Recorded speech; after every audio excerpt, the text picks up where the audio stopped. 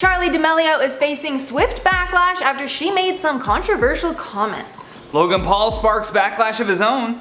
And Twitter is taking the first steps at fighting misinformation.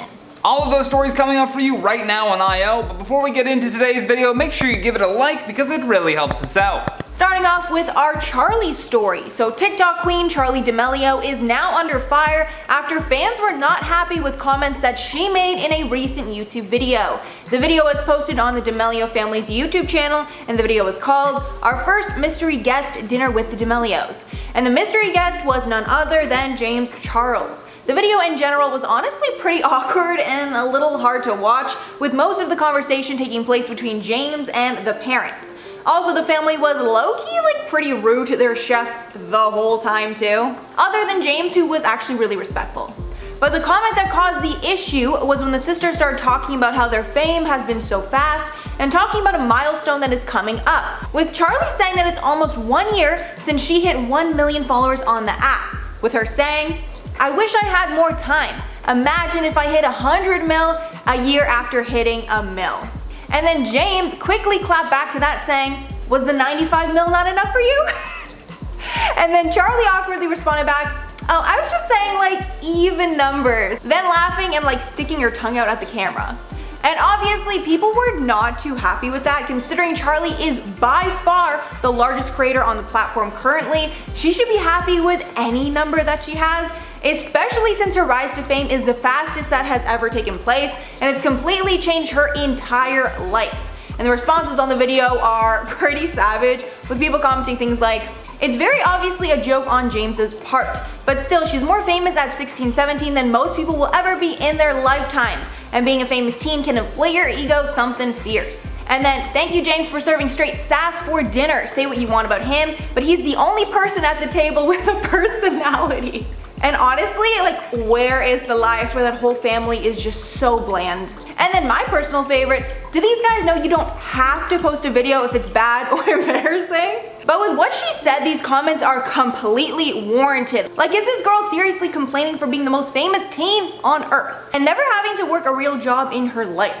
Also, someone might want to tell this family that you can edit your videos and take these types of things, out of the video so you don't embarrass yourself.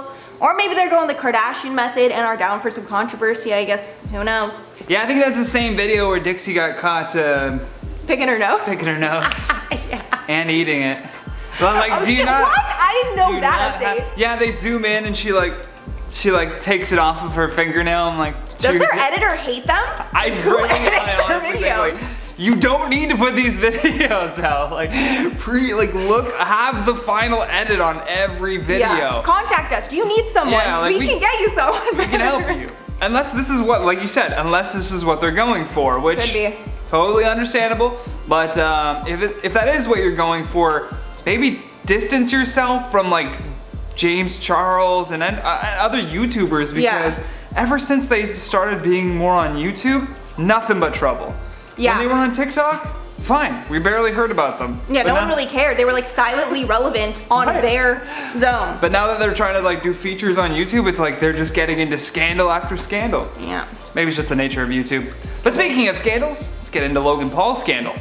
Between Logan and his brother, there seems to be new boxing rumors popping up every day. The YouTube star turned boxer has finally bitten off more than he can chew though, after making some wild claims that he could beat Floyd Mayweather. For those of you who don't know, Floyd Mayweather is arguably one of the greatest boxers of all time. He is 50-0, plus he almost never gets hit. He can bob and weave better than anyone and thus has an incredible defense game. But you also don't want to get hit by him either. Out of those 50 fights, 27 of which were straight knockouts. Now there is a height and weight difference between these two that could give Logan an advantage, but I'm assuming this backlash that he sparked for talking smack was all done to raise clout versus building hype for a boxing match. Although you don't want to be the guy using Floyd's name for clickbait only for him to hit you back. I doubt he will in this scenario, but if he hears what Logan said about him, I don't know. He essentially said that whether it's a street fight, in an octagon, or in a boxing ring, he would whoop his ass. Even being half his age and 40 pounds heavier, Floyd Mayweather would take Logan to school in that ring.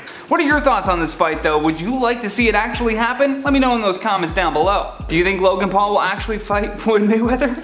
Oh, Logan Paul would fight anybody because they're just interested in clout at this point. But I really hope Floyd doesn't do it and kind of like stoops to that down to that level. You know what I mean? Yeah. He's better than that. I feel like he was even a little weary with the Conor McGregor fight. Yeah. He was like, I don't know if I should that one fight he this could have UFC. potentially lost. Like there was more of a chance that he could actually lose. Whereas with Logan, there was like a 1% chance he could lose. I don't know, yeah, even with the Conor McGregor fight, I feel like true boxing fans were like, he's got this, no problem. Yeah. Because Conor McGregor, like, if it was MMA, he's gonna take him down, no problem. Yeah. But boxing, nobody can touch Floyd. Nobody. Maybe Manny Pacquiao, maybe. I don't know enough. You're like, who the hell are you talking about?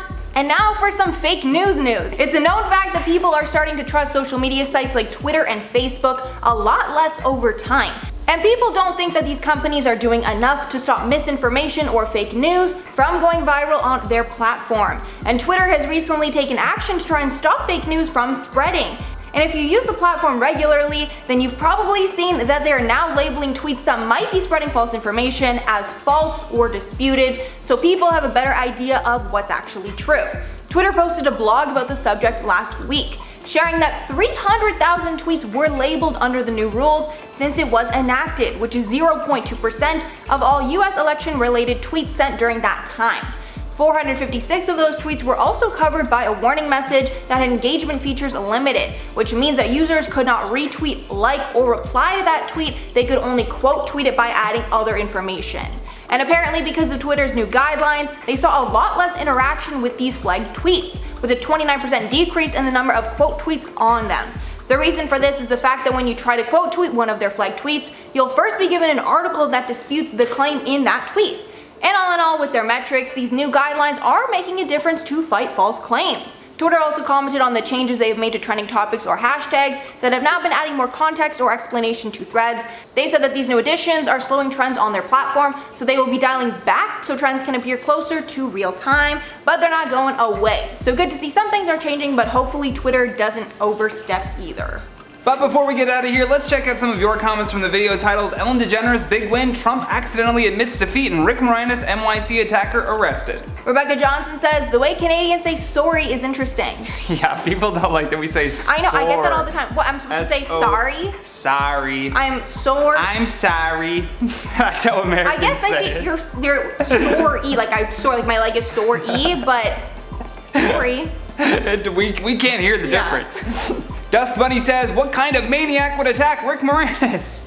I don't know. Seriously. Maybe he shrunk his family. I have no idea. He had a vendetta. Yeah, personal vendetta is what it sounded like. Then Bohemian Angels says, wow, I'm super early. Does that get me featured? Yes, it does, Queen. Here you are. Brianna Cunningham says, you can't attack a Canadian legend and get away with it. Jail forever. Yes. Canadians are too nice. No, that man deserves to be frozen in maple syrup. I actually didn't realize that Rick Moranis was Canadian though. Really? Yeah. Maybe I said that before. Anyway. You're fired. He's even more of a legend now. Then Maria Moreno says, oh my god, the impression Johnny did of Trump is hilarious. It's the best impression ever. Yeah, no, it's actually so good. He's gonna start doing a lot more now. Not as good as my Obama. And I honestly wish I could pull that out more. We'll see. I think the Trump is better than the Obama. Yeah? Okay, fair enough. That has been today's video, guys. Thank you so much for watching. I've been your host, Johnny Rogers. And I'm Mackenzie Smith. And until next time, stay classy. Bye, guys.